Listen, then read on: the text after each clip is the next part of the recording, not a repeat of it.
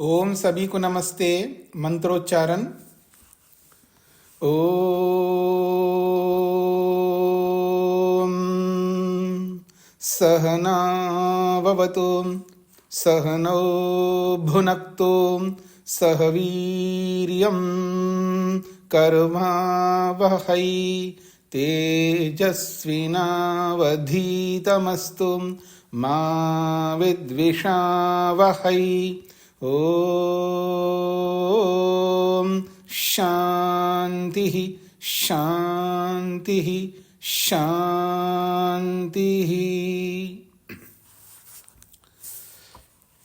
सांख्य दर्शन की कक्षा संख्या 90 है।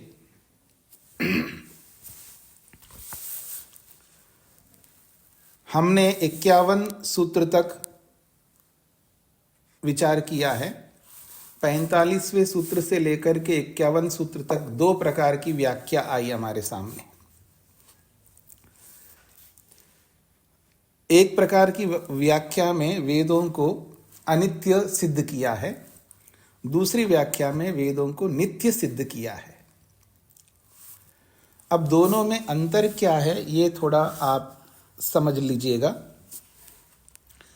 देखिए, जो सृष्टि के प्रारंभ में वेद ज्ञान 4 ऋषियों को प्राप्त होता है, क्या वो वेद ज्ञान सदा रहता है?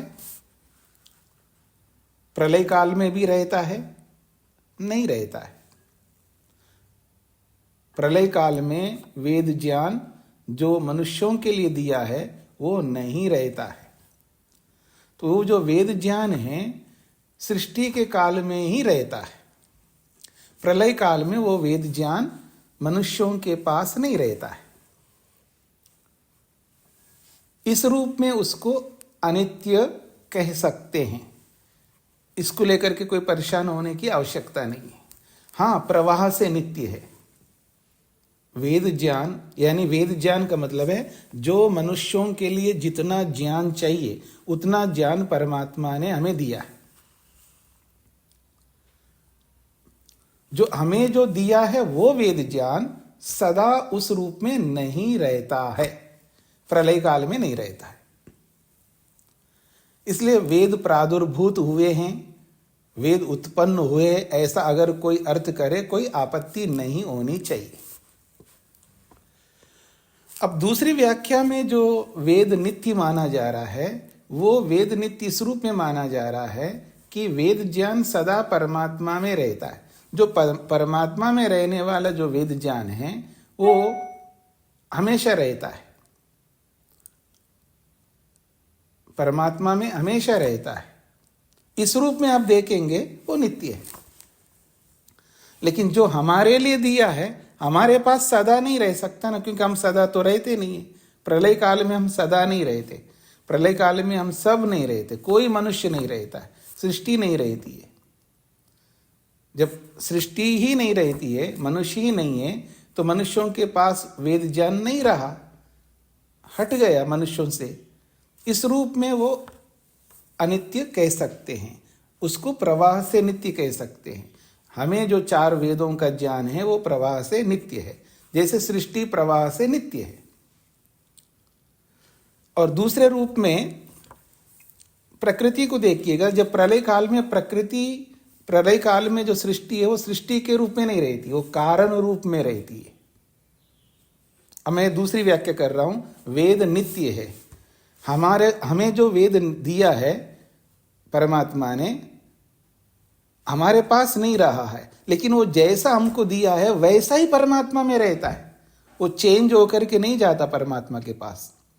जैसे सृष्टि परिवर्तित होके चेंज होकर के कारण में विलीन होती है, ऐसा जो हमारे को दिया हुआ जो वेद ज्ञान है जैसा दिया है वैसा ही परमात्मा में रहता है। फिर सृष्टि बनाता है, फिर परमात्मा हमको वैसा ही ज्ञान देता है। इस रूप में नित्य है, ऐसा इसको देखिएगा। तो दोनों बातों में कोई समस्या नहीं है। इसको लेकर के कोई लड़ाई झगड़ा करने की कोई आवश्यकता नहीं। केवल दृष्टि भेद है। सिक्के के एक पहलू से देखो तो अनित्य है, सिक्के के दूसरे पहलू को देखो नित्य है।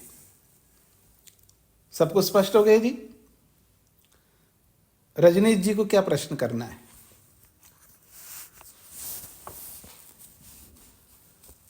यदि आपको प्रश्न नहीं करना तो हाथ हटा लीजिएगा। अब मैं आगे बढ़ता हूं। पृष्ठ संख्या 296 है। 52 सूत्र की भूमिका।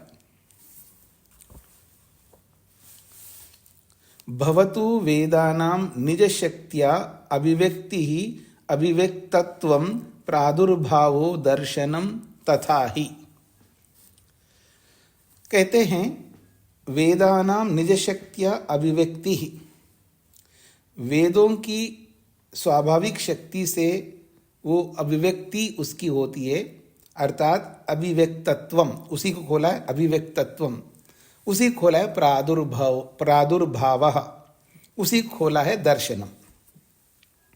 तो वेदों की जो स्वाभाविक शक्ति से जो अभिव्यक्ति होती है, या यूं कहिए प्रादुर्भाव होता है, ये कहिए, या यूं कहिए वेदों का दर्शन होता है सृष्टि में, ये कहिए, ये भवतु हो जाए, हमें कोई आपत्ति नहीं। उसको आप अभिव्यक्ति मानो, प्रादुर्भाव मानो, उसका दर्शन होता है मानो, हमें कोई आपत्ति नहीं।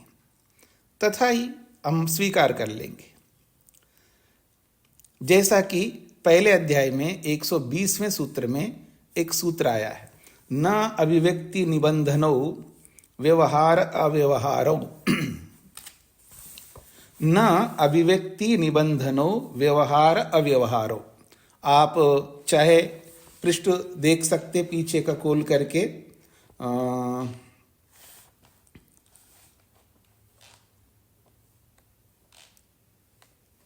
पृष्ठ संख्या 112, पृष्ठ संख्या 112 में न अभिव्यक्ति निबंधनो व्यवहार अव्यवहारो कहा है।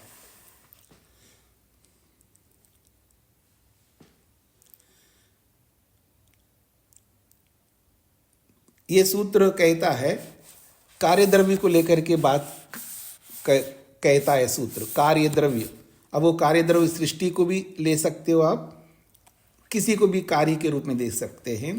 तो कहते हैं ना को अलग कर दीजिए, अभिव्यक्ति निबंधनों, अभिव्यक्ति का मतलब है प्रादुर्भाव प्रकट होना, निबंधन कहते हैं हेतु आधार। तो कार्यद्रव्य की जो अभिव्यक्ति है, उस अभिव्यक्ति के हेतु से या उस अभिव्यक्ति का हेतु बनाने पर व्यवहार अव्यवहार, उस कार्यद्रव्य का व्यवहार होता है, और जब अभिव्यक्ति नहीं होती है उस वस्तु की तो व्यवहार अव्यवहार, उसका व्यवहार नहीं होता है। यानी कोई भी वस्तु अभिव्यक्त होती है तो उसका व्यवहार होता है लोक में, जब अभिव्यक्त नहीं होता है तो उसका व्यवहार नहीं होता है। ऐसा ही वेद है, ऐसा ही पूरी सृष्टि है, ऐसा ही प्रत्येक कार्य है। जब अभिव्यक्त होता है तो उसके लिए हम उसका व्यवहार करते हैं, जैसे हम व्यवहार कर रहे हैं अभी समस्त पदार्थों का। जब ये अभिव्यक्त नहीं रहेंगे तो व्यवहार नहीं करेंगे। ऐसा पीछे भी कह चुके हैं। अनेन सूत्रेण, इस 120वें सूत्र से जगतोपि सांख्य मते अभिव्यक्ति अभिव्यक्तत्वं प्रकटी भाव प्रकाशो व प्रत्यपादि। इस 120वें सूत्र में जगत को भी सांख्य दर्शन के मत में अभिव्यक्ति के रूप में स्वीकार किया है। प्रकटी भाव, जगत प्रकट होता है ऐसा स्वीकार किया है। जगत का प्रकाश होता है ऐसा प्रत्यपादि, ऐसा प्रतिपादन किया है। इसलिए इसमें कोई समस्या नहीं है। जगत भी अभिव्यक्त होता है, संसार प्रकट होता है, ऐसा कहने में कोई उत्पत्ति ना बोल करके अभिव्यक्त होता है, प्रकट होता है, ऐसा कहने में कोई आपत्ति नहीं है। श्रुतौ यद जायमानत्वं वेदानं जगतश्च निर्दिष्टम। श्रुति में, वेद में यद जायमानत्वम, जो जायमान को लेकर के वेदों को और जगत को जायमान के रूप में निर्दिष्टम, निर्देश किया है। तस्माद् यज्जा सर्वभूत ऋचा सामान्य जज्जरे छंदांसि जज्जरे तस्माद् यजुस् तस्माद् अजायता। इस मंत्र में चारों वेदों को जो है अभिव्यक्त हुए, प्रादुर्भूत हुए, ऐसा बताया है। द्यावा भूमि जनयन देव एका, अब सृष्टि को बताया इसी दूसरे मंत्र में यजुर्वेद के। द्यावा भूमि, द्युलोक और पृथ्वीलोक जनयन अभिव्यक्त करता है एक ही देव। जनी धातु, क्योंकि यहाँ जनयन कहो, जज्जिरे कहो, ये जो क्रियापद है जनयन, जज्जिरे, इन सब क्रियापदों में जनी धातु, मूल धातु यहाँ जनी प्रादुर्भाव अर्थ को बताने वाले जनी धातु जो है ये प्रादुर्भूत अर्थ को, प्रादुर्भाव को कहता है, प्रकट होने को कहता है ये धातु। तदित्थम, इस प्रकार से वेदानां जगतश्च अभिव्यक्तत्वं प्रादुर्भावः दर्शनं वा, तो ये जो जगत का प्रादुर्भाव या वेदों का जो प्रादुर्भाव है या वेदों का दर्शन है, जगत का जो दर्शन होता है, उस पर हमारा प्रश्न है आगे के लिए। तो ये जो जगत का प्रादुर्भाव हो रहा है या वेदों का जो प्रादुर्भाव हो रहा है, किम असद्रूपाद भवति, क्या अभाव से इनका प्रादुर्भाव होता है? यह प्रश्नकर्ता का प्रश्न है। कथम वा, अथवा उसके पीछे और कोई कारण है, यानी बिना असद रूप का मतलब है कोई है ही, पहले कुछ नहीं था फिर जगत के रूप में प्रस्तुत होता है, पहले कुछ था नहीं फिर वेद के रूप में प्रस्तुत होता है, क्या ऐसा होता है अथवा कोई और कारण है? यह प्रश्नकर्ता का प्रश्न है। इति आकांक्षायाम, ऐसे प्रश्न की आकांक्षा होने पर आगे उसका उत्तर दिया जा रहा है। प्रश्न स्पष्ट हो गया जी सबको? संसार जो प्रादुर्भूत होता है ये असद रूप से होता है। असद का अर्थ समझते हैं ना, कुछ नहीं है। असद का मतलब है कुछ था ही नहीं और फिर प्रकट हो गया, ऐसा होता है। अथवा कुछ है उससे प्रकट होता है, कैसे होता है? यह प्रश्नकर्ता का प्रश्न है। ठीक हो गया? अब इसका उत्तर दिया जा रहा है। न असतः ख्यानम नृशृंगवत, न असतः ख्यानम नृशृंगवत।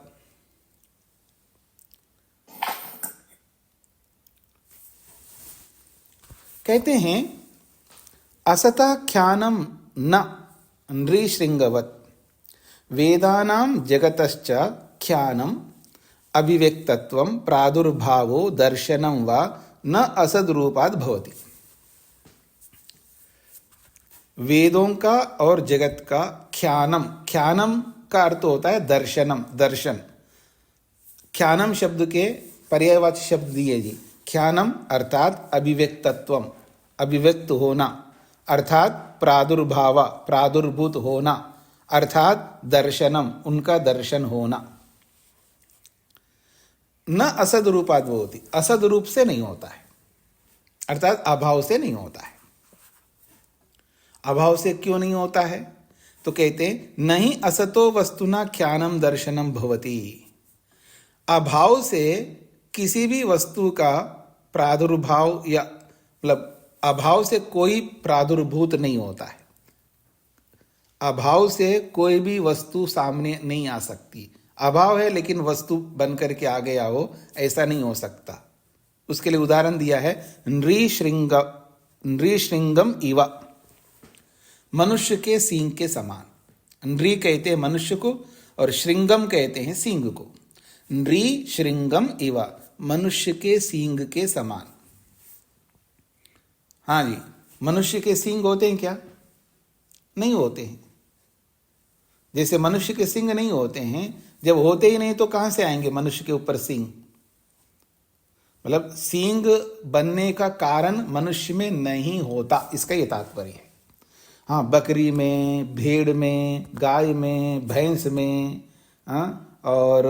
और भी कुछ पशु हैं, उनके अंदर सींग के कारण वहां पर उपलब्ध है, इसलिए उनके सिर के अंदर से सींग उग करके बाहर निकलेंगे। हमारे मनुष्यों के शरीरों में सींग के कारण कोई नहीं है, इसलिए हमारे सिर के ऊपर सींग पैदा नहीं होते। आप पिक्चरों में देखा होगा तो वो तो कृत्रिम है, अर्थात वो एक कल्पना है, ऐसे समझ लीजिएगा। तस्मात् जगत शुक्तो रजतवत नास्ति। तस्मात्, इसलिए हम कहना चाहते हैं जगत जो है, संसार जो है, शुक्तो, शुक्त कहते हैं सीपी। सीपी कहते हैं ना आप लोग, जो समुद्र के किनारों पे आपको दिखाई देता है। तो सीपी में है तो सीपी है, लेकिन उसको रजत के समान हमको दिखाई देता है, अर्थात चांदी के समान दिखाई देता है, चांदी की तरह दिखता है। वो सीपी जो है चांदी की तरह दिखता है तो सीपी, लेकिन वो चांदी के समान दिखता है। ऐसा संसार नहीं है, मतलब वैसे संसार नहीं, लेकिन आपको संसार दिखता है। लोग बोलते हैं ना जगत मिथ्या है, वैसे जगत होती नहीं है या जगत होता नहीं है, फिर भी आपको दिख रहा है। जैसे सांप में रस्सी दिखता है, रस्सी होती नहीं है, लेकिन सांप को देख के आपको रस्सी का भान होता है। अथवा यूं कहिए, सांप होता नहीं है, लेकिन आपको रस्सी को देख करके सांप का भान होता है। ऐसे ही जगत है, ऐसा वो बोलते हैं। शुक्तो रजत ख्यानम अपि न अन्यत्र असतो रजतस्या, ये विशेष बात है। अगर ये समझ में आ जाए ना तो अद्वैतवाद अपने आप समाप्त हो जाएगा। देखिएगा, वो कहते हैं शुक्तो रजत ख्यानम अपि, सीपी में जो रजत का भान हो रहा है, ख्यानम का मतलब है अनुभूति। जो सीपी में जो चांदी का ज्ञान हो रहा है, ये तभी हो सकता है अन्यत्र और स्थान में रजत हो। यदि अन्यत्र असत रजतस्य, यदि कहीं पर भी चांदी नहीं है तो आपको सीपी में रजत का भान नहीं हो सकता। इसका ये तात्पर्य है। किसी व्यक्ति को थोड़ा थोड़ा प्रकाश हट गया है, बस सायंकाल आ गया है और थोड़ी सी अंधेरी है, अथवा कहीं भी कम प्रकाश में जाता है, कहीं रस्सी गोल मोटी रस्सी हो, मोटी मोटी रस्सी भी होती हैं, मोटी रस्सी ऐसे गोल गोल वहाँ रस्सी पड़ी हुई दिखाई दी आपको दूर से, और उसको देखते ही आपको ये भान हो गया, मतलब ये अनुभूति हो गई कि ये सांप है। अर्थात रस्सी में आपको सांप का भान हो रहा है, अनुभव हो रहा है। ये कब हो सकता है? ये आपको पहले से आपने सांप को देखा है, अथवा सांप को कहीं ना कहीं होना चाहिए, उसका अस्तित्व होना चाहिए। अगर कहीं पर भी सांप का अस्तित्व नहीं है तो आपको रस्सी में सांप का अनुभव हो ही नहीं सकता, ये कहना चाह रहे।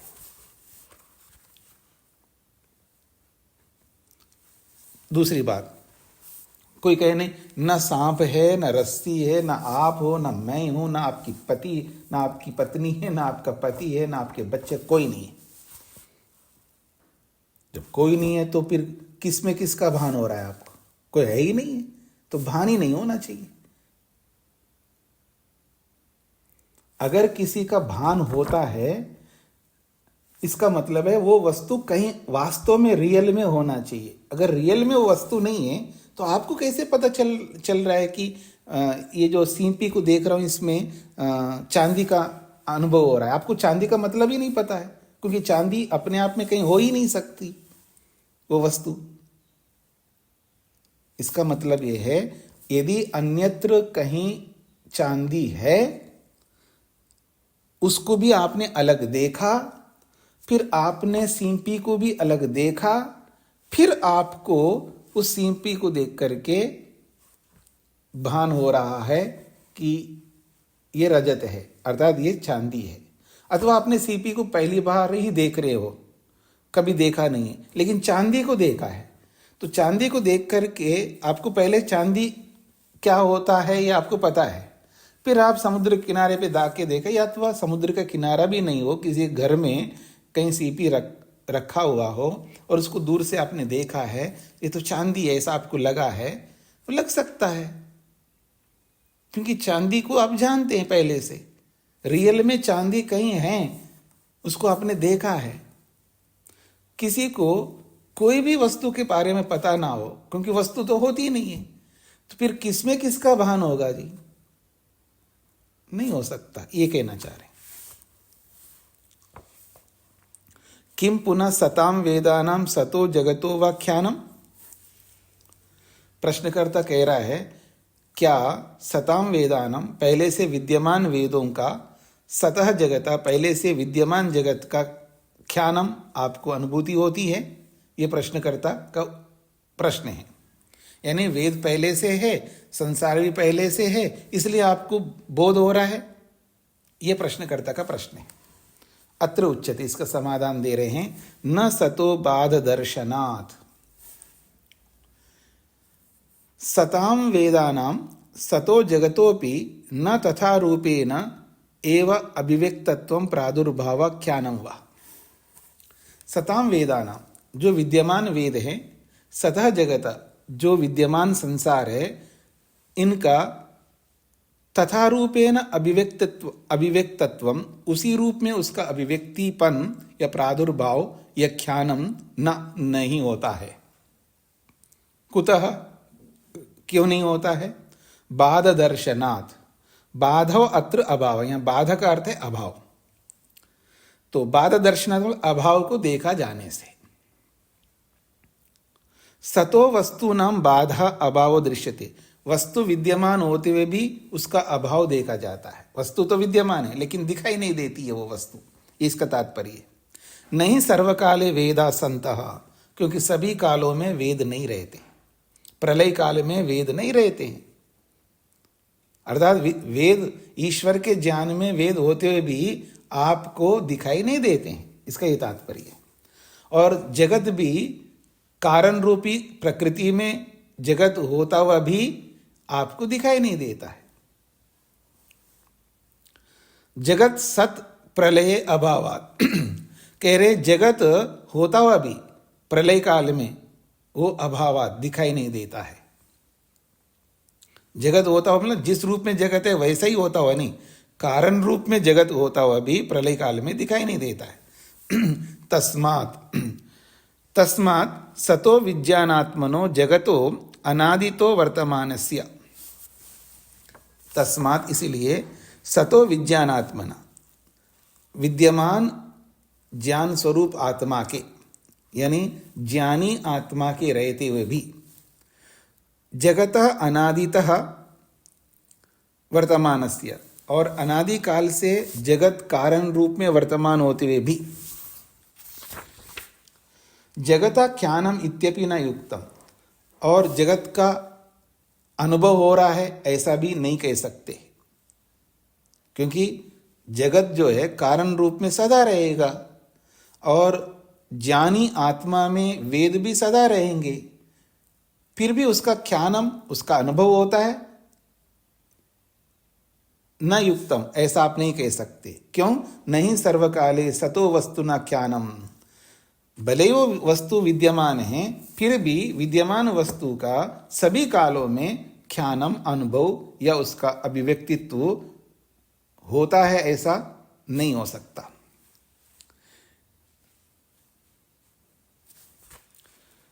अभिव्यक्तत्वम युक्तम, उचित है। अभिव्यक्तस्य भाव अभाव धर्मित्वात्, क्यों ऐसा है? क्योंकि जो अभिव्यक्त पदार्थ है उसका कभी भाव होता है, कभी अभाव होता है। अर्थात सृष्टि के काल में तो उसका भाव होता है और प्रलय काल में उसका अभाव होता है। तो उसका भाव अभाव रूपी धर्म उस वस्तु के साथ विद्यमान होने से, अर्थात वो ऐसी वस्तु है वो कभी भाव के रूप में प्रकट होती है और वो वस्तु कभी अभाव के रूप में रहती है। ये दोनों धर्म उस वस्तु के हैं, ये कहना चाहते हैं। हाँ जी, सब कुछ स्पष्ट हो गया जी। आगे बढ़ूं। अब प्रश्नकर्ता एक प्रश्न कर रहा है, तर्री, तब तो यद वस्तुनो अभिव्यक्त स्वरूपम न असदरूपतो न सदरूपता। वो कहता है जो वस्तु है उसका अभिव्यक्ति का जो स्वरूप है वो न तो असदरूप से है और न सदरूप से है, किंतु तद विलक्षणम अनिर्वचनीयम स्यात्, वो अनिर्वचनीय होना चाहिए उसको। कई बार लोग अनिर्वचनीयम कह करके अजीब बातें करते रहते, न तो वो सद है और न असद है, ऐसा कहते हैं। न तो वो सदरूप है अर्थात ना तो वो विद्यमान है और न अविद्यमान है, विद्यमान भी नहीं है अविद्यमान भी नहीं है, फिर कैसा है? अनिर्वचनीय है, मतलब जिसको कहा नहीं जा सकता। ऐसी क्या वस्तु होती है जी जिसको कहा ना जाए?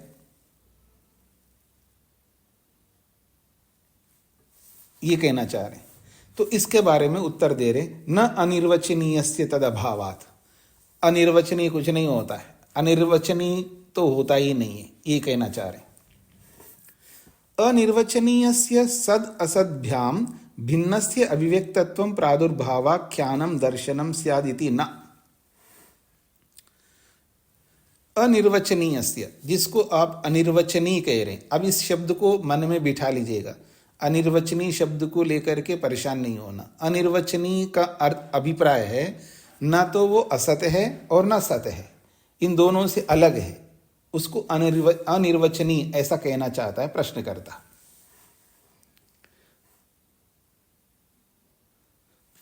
ये तो ऐसी बात है कि आपके बच्चे हैं जी, है भी और नहीं भी। ये क्या मतलब होता है भी, या तो है या नहीं है, दोनों में से एक होगा। और है भी और नहीं भी ऐसा कैसे कह सकते? नहीं जी, वो गोद लिया है इसलिए वो मेरा बच्चा नहीं है, और वैसे भी मेरा बच्चा है, वो एक अलग बात है। लेकिन कोई वस्तु ही नहीं हो। कोई कहे जी आज मेरी शादी हुई भी है और नहीं भी हुई है, या तो हुई बोलो या नहीं हुई बोलो, दोनों में से एक होना चाहिए ना। या तो नहीं है एक, या है, तो नहीं भी है और है भी है, ये नहीं कह सकते। इसलिए कह रहे न असदरूपतः न सदरूपतः, न तो वो सदरूप है न असदरूप है। क्यों? तद विलक्षणम, वो विलक्षण है। क्या है? अनिर्वचनीयम स्यात्, वो अनिर्वचनीय अर्थात बताने योग्य नहीं है। इस संबंध में उत्तर दे रहे हैं, न अनिर्वचनीयस्य तदभावात्। अनिर्वचनीयस्य, जो जिसको आप अनिर्वचनीय कह रहे हो, सद असद्भ्याम भिन्नस्य, सद और असद से भिन्न अनिर्वचनीय का अभिव्यक्तित्व अथवा प्रादुर्भाव अथवा उसका ख्यान अथवा उसका दर्शन स्याद, अगर हो, ना नहीं हो सकता। जो सद असत से भिन्न अनिर्वचनीय वस्तु है, ऐसे वस्तु का ना तो अभिव्यक्ति होती है, ना प्रादुर्भाव होता है, ना उसका भान होता है, ना उसका दर्शन होता है, कुछ नहीं होता उसका। क्यों? तद अभावात् तस्य सद असद्भ्याम भिन्नस्य वस्तुनो अविद्यमानत्वात्। जिसको आप सद भी कह रहे हो, असद भी कह रहे हो, अनिर्वचनीय कह रहे हो, ऐसे अनिर्वचनीय वस्तु की विद्यमानता ना होने से उसका अभाव है। जब उसका अभाव है तो आप उसको अनिर्वचनीय बोलो, कुछ भी बोलो, वो अभाव है, उसके बारे में हम कुछ नहीं कहेंगे। ये इसका तात्पर्य है। तथा भूतस्य वस्तुनो भावस्यात् तर्हि निर्वचनीयम तत्स्यात्। यदि ऐसी कोई वस्तु है तो उसका निर्वचन होना चाहिए।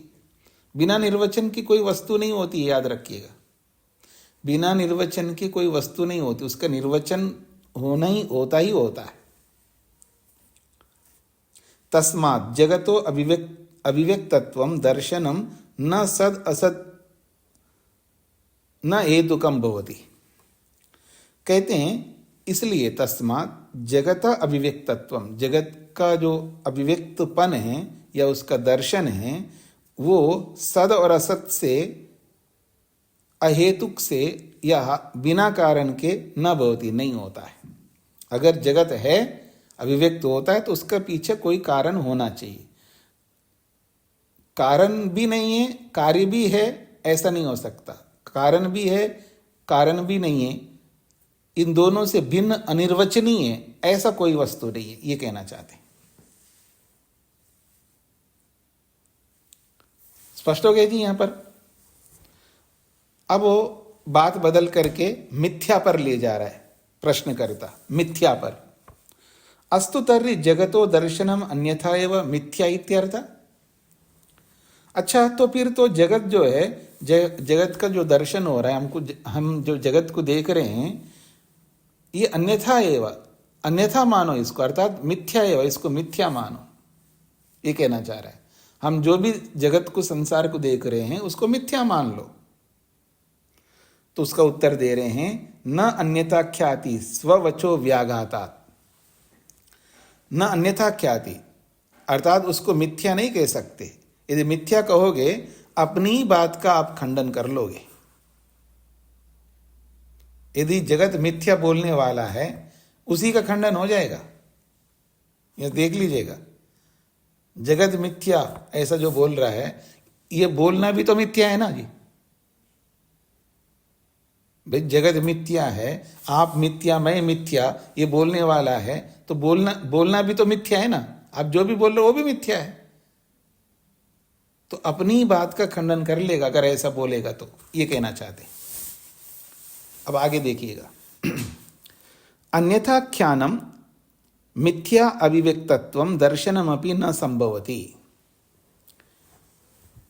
यदि जगत को मिथ्या मानेंगे तो कह रहे हैं अन्यथा ख्यानम अर्थात मिथ्या अभिव्यक्तत्वम, ये मिथ्या के रूप में जो प्रकट हो रहा है, जो भी प्रकट हो रहा है वो मिथ्या है, ये जो भी दिखाई दे रहा है वो मिथ्या दर्शन है, ये न संभवति, ये संभव नहीं है। क्यों? दृश्यमानस्य जगतः, और किसको आप मिथ्या कह रहे हो? दृश्यमानस्य जगतः, जो दिखाई देने वाला जगत है उसको मिथ्या दर्शन कह रहे हो, मिथ्या अभिव्यक्ति कह रहे हो, ये नहीं हो सकता। कुतः, क्यों नहीं हो सकता? स्ववचो व्याघातात, स्वकथन विरोधात, अपने ही कथन का विरोध होने से। क्या विरोध है जी? उच्यते ही अस्ति इदम जगत, वो क्या बोलता है पहले? ये संसार जो है, देखिएगा, ये जो संसार जो है, इस वाक्य में क्या हो रहा है? उसको स्वीकार कर रहा है, ये संसार जो है, ऐसा बोल के पुनः अन्यथा मिथ्या अपि, फिर उसके बाद मिथ्या बोलता है।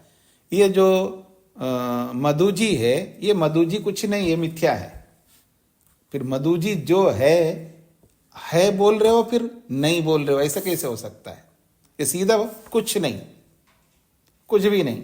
अब कुछ भी नहीं बोलो तो भी जो बोलने वाला भी कुछ नहीं है, वो भी मिथ्या है। तो अपनी बात का खंडन करना होगा अगर मिथ्या बोलोगे, ये कहना चाह रहे। स्वकथन विरोधात उच्यते ही अस्ति इदम जगत, बोला जा रहा है ये जगत है, पुनः अन्यथा मिथ्या अपि, फिर उसको मिथ्या बता रहे हो। अन्यथा मिथ्या अपि कथ्यते, फिर उसको मिथ्या भी बताया जाता है। अस्तीति च नास्तीति च वचन विरोधा, उसी को खोल करके बोल रहे हैं, है भी फिर है बोल करके नहीं है, ये अपने ही वचन का विरोध करना है। नहीं सतो अन्यथात्व मिथ्यात्व भवति, विद्यमान वस्तु मिथ्या नहीं हो सकती है। तथा अन्यात्मना अवभासते, ये जो बोलते हैं ना अन्यात्मना अवभासते, अन्यत का मतलब है सांप, अन्यत का मतलब है सांप, और अन्यात्मना का मतलब है रस्सी के रूप में। सांप रस्सी के रूप में जो अनुभव होता है, इसको कहेंगे अन्यत अन्यात्मना अवभासते। अन्यत का अर्थ हो गया सांप और अन्यात्मना का अर्थ हो गया रस्सी। तो सांप रस्सी के रूप में जो अवभासते आपको प्रतीत होता है,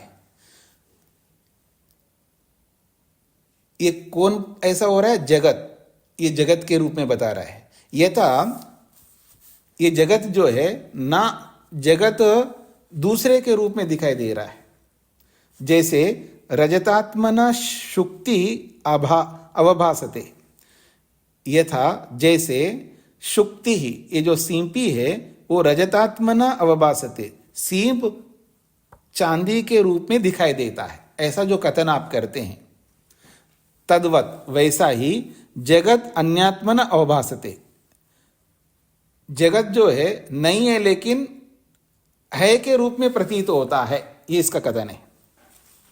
तद वचन विरुद्धम, ये वचन अपने ही वचन का विरोध करना है। यदा जगतो असत्वम, यदि जगत ही नहीं है, तदा असत्वम सत्वात्मना अवभासते इति न अवसर। इस वचन को समझ लीजिएगा, बहुत महत्वपूर्ण वचन है। वो कहते हैं यदा जगतः असत्वम, जब संसार असत्व है अर्थात नहीं है, तदा ऐसी स्थिति में असत्वम जो जगत नहीं है वो सत्वात्मना जगत के रूप में कैसे अवभासते, कैसे प्रतीत होता है? ऐसा प्रतीत होना न अवसरा, ऐसा कभी नहीं हो सकता। जब जगत है ही नहीं है तो फिर है के रूप में कैसे प्रतीत हो रहा है आपको? ये इसका तात्पर्य है। सर्वस्य अन्यथात्वात् मिथ्यात्वात्, क्योंकि सब कुछ मिथ्या है।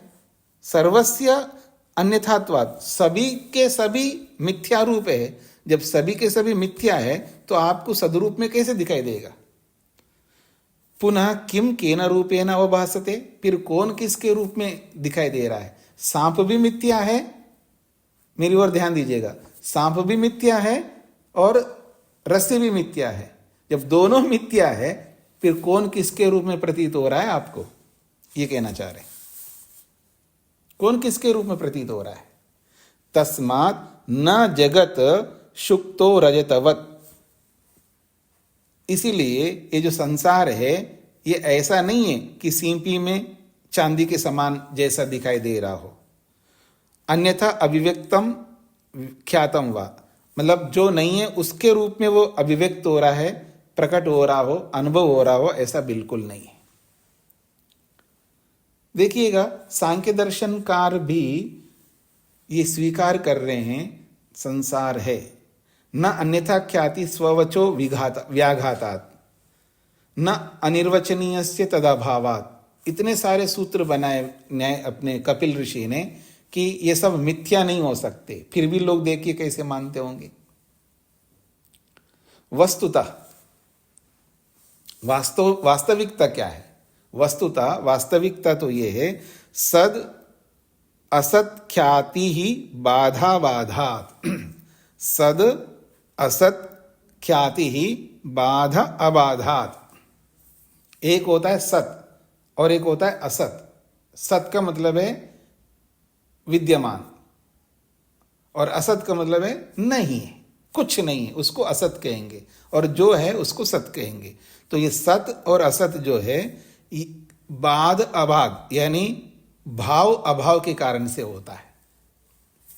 सद असत ज्ञानम यत् खलु वस्तु प्रादुर्भावति। सद असत ज्ञानम, ये जो सत और असत का जो ज्ञान है उसके संदर्भ में कह रहे हैं, यत् खलु वस्तु प्रादुर्भवति, जो कोई भी वस्तु प्रकट होती है, तस्य सद, वो उसका सत स्वरूप है। असत्ख्यानम अविव्यक्तत्वम दर्शनम वह भवति। तो कहते हैं तस्य सद असत ख्यानम अभिव्यक्तत्वम दर्शनम भवति। तो वो कभी सत के रूप में होता है, कभी असत के रूप में होता है। अर्थात जब प्रकट होता है तो सत के रूप में होता है, जब प्रकट नहीं होता है तो वो असत के रूप में होता है। मतलब है जगत के रूप में असत होता है, कारण रूप में तो रहता है, ऐसा इसका अर्थ है।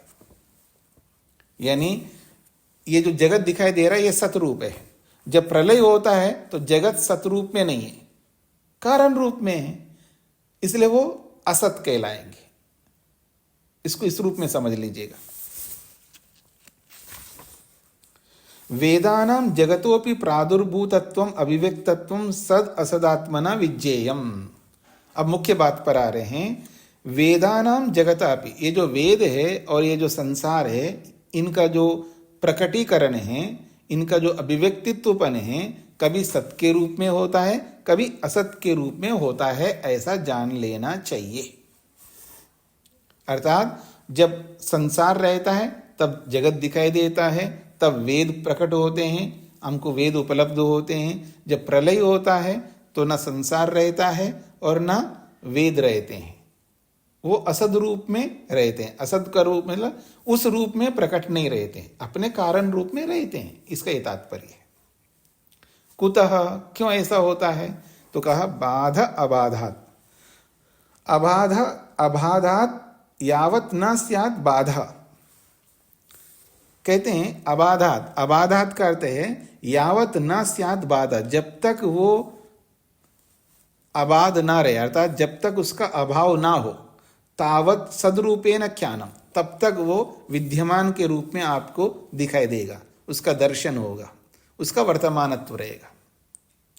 जब तक उसका अभाव नहीं होता है, प्रलय के कारण से जब तक उसका अभाव नहीं होता है, तब तक वो आपको उस सत्य रूप में उसका दर्शन होता रहेगा। ये इसका तात्पर्य है। फिर कह रहे हैं बाधात, जब अभाव हो जाए, यदा बाधा अर्थात अभावा भवेत, जब उसका अभाव होता है, तदा उस रूप में, उस स्थिति में असद रूपेण वर्तमानत्व भवति, वो असद रूप में विद्यमान रहता है, अर्थात कारण रूप में विद्यमान रहता है, कार्य के रूप में विद्यमान नहीं रहता है। यद्वा, दूसरे ढंग से भी इसको कह सकते हो, यद्वा सदात्मकम बाधात सद्भूतस्य विद्यमानस्यैव बाधा प्रलये अभाव भवति। इसको ऐसा भी कह सकते हैं, सदात्मकम बाधात, जो सत्तात्मक पदार्थ है उसका जब बाध होता है अर्थात उसका अभाव होता है, सद्भूतस्य विद्यमानस्यैव बाधा प्रलये, विद्यमान वस्तु का ही प्रलय में बाध होता है अर्थात अभाव होता है। तस्मात् सदात्मकम, इसलिए वो सदात्मक है, सत्ता के रूप में विराजमान है। और फिर असदात्मकम का क्या अर्थ है? अबाधात, अबाधात का मतलब है न ही असद रूपेण वर्तमानस्य अनभिव्यक्तस्य अभावो भवति। कहते हैं न ही असद रूपेण वर्तमानस्य, जो असद रूप में विद्यमान है उसका अनभिव्यक्ति स्वरूप है, तो वहाँ अभाव रहेगा, अभावो भवति, तब तो उसका अभाव रहेगा, क्योंकि वो असद रूप में वर्तमान है अर्थात अपने कारण रूप में वर्तमान है। तस्मात् जगद इदम पर्यायेन सद असद धर्मकम अस्ति। तस्मात् निर्णय दे रहे हैं, जगत इदम, ये जो संसार है, पर्यायेन, पर्याय से, बारी बारी से, कभी सद्धर्म वाला होता है, कभी असद धर्म वाला होता है, अर्थात कभी प्रकट रूप में रहता है, कभी अप्रकट रूप में रहता है। न नितांतम सत न नितांतम असत इति, न नितांत वो सत है और न नितांत असत है, अर्थात हमेशा प्रकट रहता है ऐसा नहीं है और हमेशा अप्रकट के रूप में रहता है ऐसा भी नहीं है।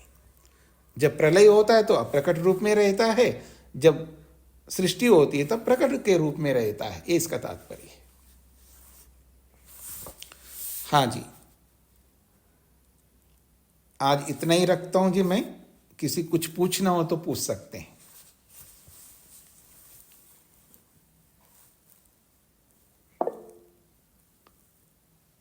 हाँ जी, रचना जी।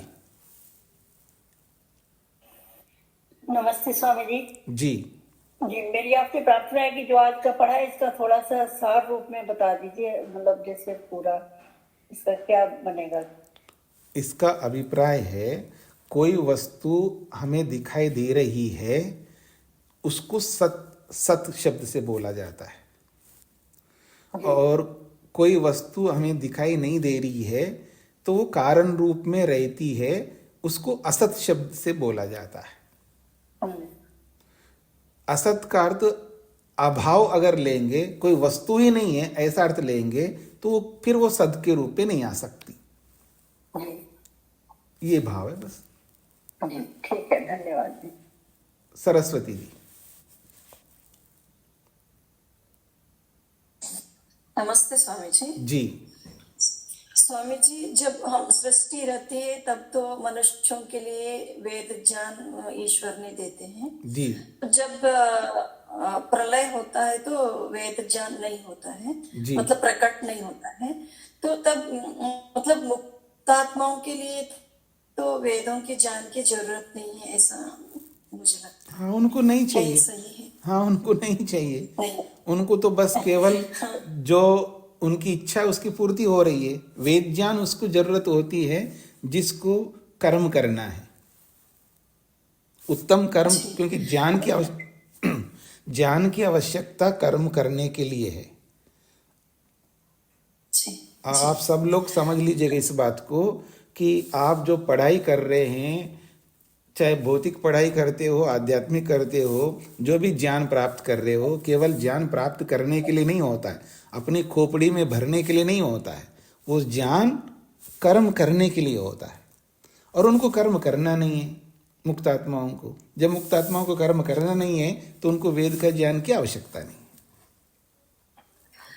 वो ईश्वर के आज्ञानुसार तो उनको चलना होता है स्वामी जी। वहां पर आज्ञा के अनुसार नहीं चलना होता है। वहां पर यह होता है कि मेरे को सूर्य के नाभि में जाकर के देखना, अब भी, जैसे आपके छोटे बच्चे होते हैं ना, मेरे को अब भी चाहिए चॉकलेट, वैसी वैसी स्थिति होती है जी। उसको ये पता नहीं है मेरे को अभी चाहिए, अब रात को 2 बजे उठ करके मेरे को आइसक्रीम चाहिए, घर में आइसक्रीम नहीं है, मेरे को अब भी चाहिए, ऐसा रट्टा लगाता है ना बच्चा, ऐसा मुक्तात्मा होता है। मतलब वो अज्ञानता से नहीं होता है, क्योंकि उसको पता है उसको जो चाहिए वो सब ईश्वर देता है। यही तो मुक्ति है। जी जी, प्रेम जी को क्या कहना है? नमस्ते स्वामी जी। जी स्वामी जी, दूसरी व्याख्या जो है तो बिल्कुल ही समझ नहीं आई, पहली व्याख्या तो बिल्कुल समझ आ गई। दूसरी किसकी दूसरी व्याख्या?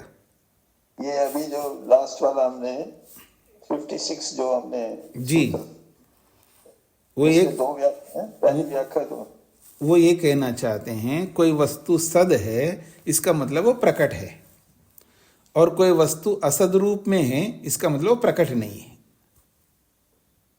असद का मतलब है अभाव को नहीं बता रहे यहां पर। यह असद का मतलब है वो है तो, लेकिन प्रकट रूप में नहीं होने को ही असद बोला जा रहा है यहां पर। असद शब्द के 2 अर्थ होते हैं जी, कंफ्यूज मत होना। एक असद का मतलब है अभाव, कुछ नहीं होता है, एक अर्थ। दूसरा अर्थ होता है असद का मतलब है कि जैसे जगत असत रूप में है, अर्थात प्रलय काल में जगत जो है कारण रूप में है, इसका ही तात्पर्य है। प्रेम जी समझ में आ गया? वो कारण रूप वाला तो पहली व्याख्या में बता दिया कि नहीं बताया। पहली व्याख्या में, पहली वाक्य में ये बोला है कि जो असद है तो असद ही रहेगा, जो सद है सद ही रहेगा, ऐसा बोला है। जी जी, ठीक है, धन्यवाद। निर्मला जी। नमस्ते स्वामी जी। अभी हमें, जैसे अभी तो जगत हमें वेद और जगत दिखाई दे रहा है जी, तो इसको सद कहेंगे जी। और 2 अरब और 4 करोड़ के बाद नहीं रहेगा तो उसको क्या, उसको असद कहेंगे? हाँ जी, असद है। अच्छा, धन्यवाद। उस समय हम लोग नहीं होते हैं कहने के लिए, लेकिन आज हम भविष्य की बात आज समझते हैं ना। तो भविष्य में जब प्रलय हो जाएगा तब क्या वेद सदरूप में रहेगा? नहीं जी, तब असद रूप में रहेगा, इसका ही तात्पर्य है। ठीक है, धन्यवाद। आर्या जी। धन्यवाद।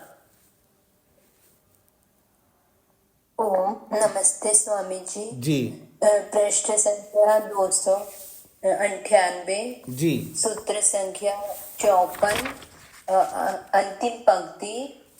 ये हेतुकम का अर्थ बता दीजिए स्वामी जी। अहेतुकम बिना कारण वाला है। तो सद असत भिन्न म हो जाएगा। सद असद, सद असद भिन्न भिन्न हेतुकम। अच्छा, इस रूप में दे रहे हैं, सद असद भिन्न हेतुकम। हाँ ठीक है, आपकी बात, मैं उसको दूसरे ढंग से देखा है। ठीक है, सद असद भिन्न हेतुकम, न सद असद भिन्न हेतुकम। सद असद भिन्न कारण वाला नहीं है। हेतुकम यानी यहाँ कारण होगा। हाँ, हेतु शब्द कारण अर्थ को कहता है जी। धन्यवाद स्वामी जी। हाँ, शकुंतला जी।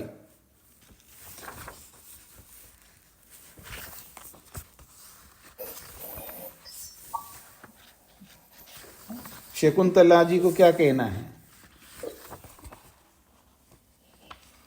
स्वामी जी प्रणाम जी। तो असद का हम उसका अर्थ करेंगे क्या स्वामी जी? कि असद उसका क्या, हम उसको उच्चारण क्या करेंगे, मन में क्या सोचेंगे, कहेंगे क्या? असद रूप, कोई भी चीज असद रूप है उसको क्या बोलेंगे हम? कारण कैसे रूप, कारण रूप में है ऐसा समझेंगे। जी जी जी, धन्यवाद स्वामी जी। वीरेंद्र जी। प्रणाम स्वामी जी। जी, कभी सद असत को असत सत्य असत्य ऐसा कह सकते हैं क्या? हाँ कह सकते हैं जी। सत का मतलब सत्य है, असत का मतलब असत्य है। अब यहाँ असत्य का मतलब झूठ है ऐसा नहीं है, असत्य का मतलब है वो कारण रूप में है, इसलिए असत्य है। तो ऐसे जबरन सत्य असत्य को नहीं जोड़िए, क्योंकि उलझ जाएगा व्यक्ति। जी जी स्वामी जी। जी जी,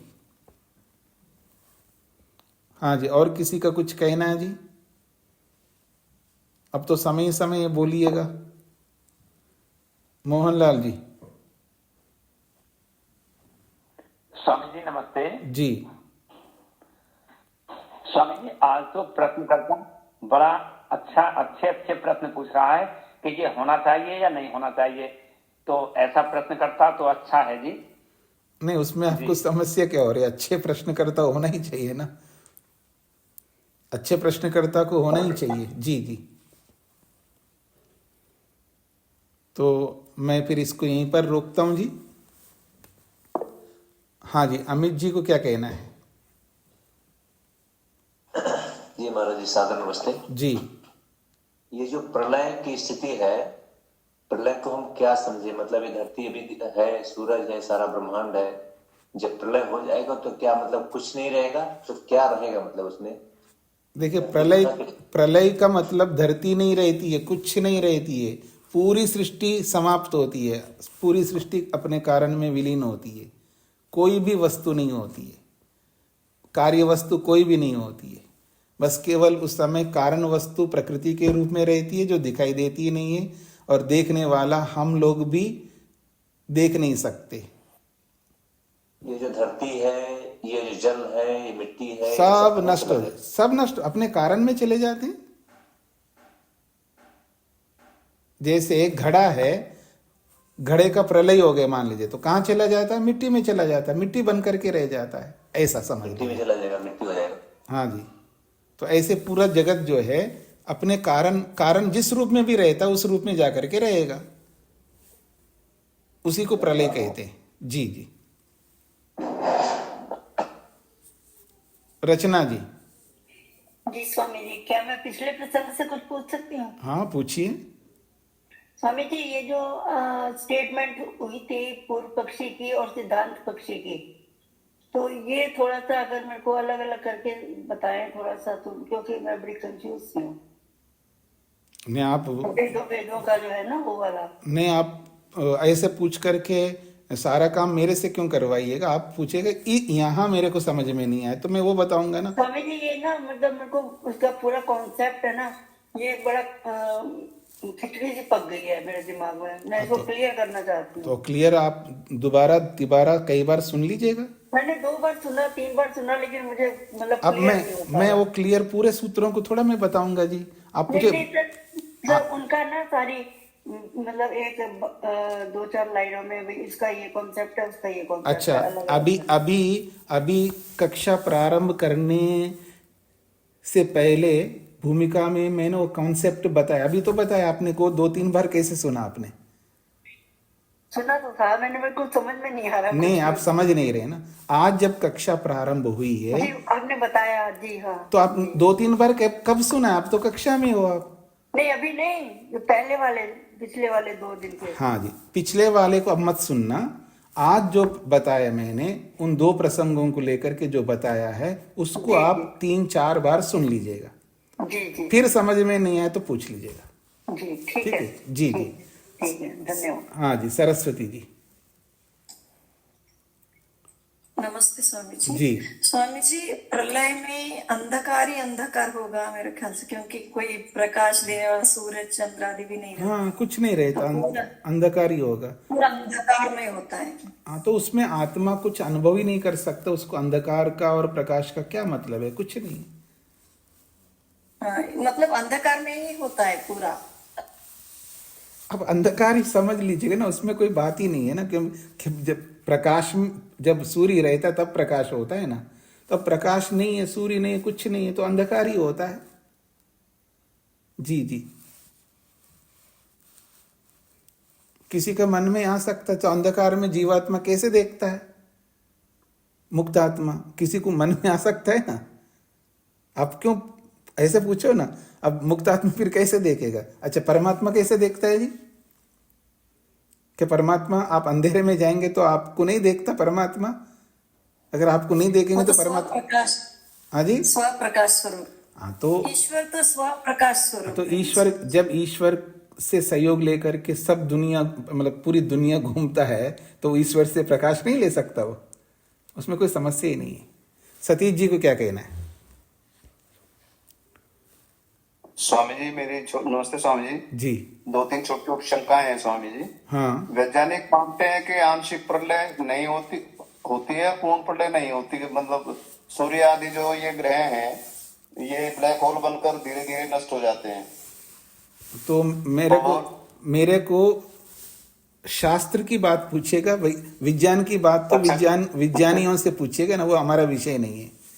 ठीक है जी, ठीक है जी जी। स्वामी जी आंशिक प्रलय भी होती है क्या? जैसे वो कहते हैं जल प्रलय हुआ था, मनोज जी नौका लेके कहीं ऊपर के स्थान पर चले गए थे। हाँ होते हैं, हो सकते हैं, जल प्रलय हो सकते हैं जी, तो वही आंशिक प्रलय कहलाएगी या इसके अंदर आंशिक प्रलय? हाँ, आंशिक प्रलय होते हैं जी जी। नहीं, अन्य उदाहरण कोई दे सकते हैं क्या जी? अन्य उदाहरण का मतलब? आंशिक प्रलय के अन्य उदाहरण? भाई अन्य किसका? सारा मेरे से क्यों बोलो? देखिए, आप इधर उधर मत जाइए। आपने जैसे जल प्रलय बोला है, तो अन्य का मतलब कोई नाम बताएंगे तो मैं बताऊंगा ना। अब सारा काम मेरे से करवाओगे, आपको भी बताना होगा ना। नहीं, जैसे पृथ्वी पे जैसे लड़ाई चल रही जी, इतने सारे मिसाइल लड़ रहे हैं, मान लीजिए महायुद्ध शुरू हो जाए, एटम बम पड़ जाए सारे, तो काफी विनष्ट हो जाएगी। ऐसा क्या नष्ट हो जाएगा? पूछोगे तो मैं उत्तर दूंगा ना। अब पृथ्वी का काफी भाग अनुपजाऊ हो जाएगा, बहुत सारे लोग मारे जाएंगे। हो जाएगा, ऐसा पूछे। पृथ्वी का प्रलय हो जाता है तो पूछे, हो जाता है। जल का प्रलय हो जाता है, हो जाता है। अग्नि का प्रलय हो जाता है, हो जाता है। ऐसा पूछोगे तो उत्तर दूंगा ना। आप गोलमोल प्रश्न करेंगे तो मैं मतलब प्रश्न भी मेरे से करवाओ, उत्तर भी मेरे से करवाओ, ऐसा नहीं चलेगा ना जी। निर्मला जी को क्या कहना है? नमस्ते स्वामी जी। जी, उस समय जब प्रलय अवस्था होती है तो प्रकृति किस रूप में रहती है? परमाणु के रूप में रहती है सब। अभी बताया था ना मैंने। जब प्रलय होता है सब अपने कारण में रहते हैं, जैसा कारण रहता है वैसा बन जाता है। सत्य क्या है स्वामी जी? हाँ जी, चेतन जी को क्या कहना है?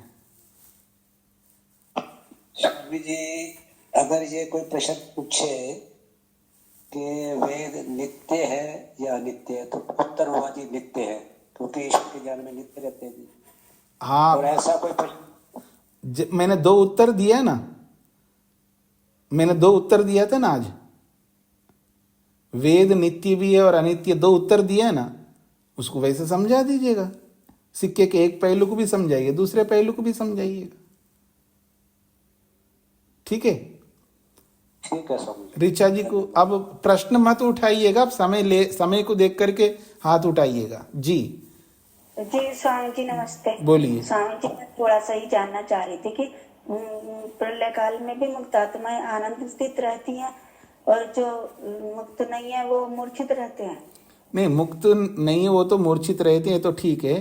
तो आपको क्यों शंका हो रही है मुक्त आत्मा आनंदित रहती है या और किस में रहेंगे? मतलब मुक्त रहती है, जब सृष्टि होती है तो वो उसमें आनंद स्थित रहती हैं।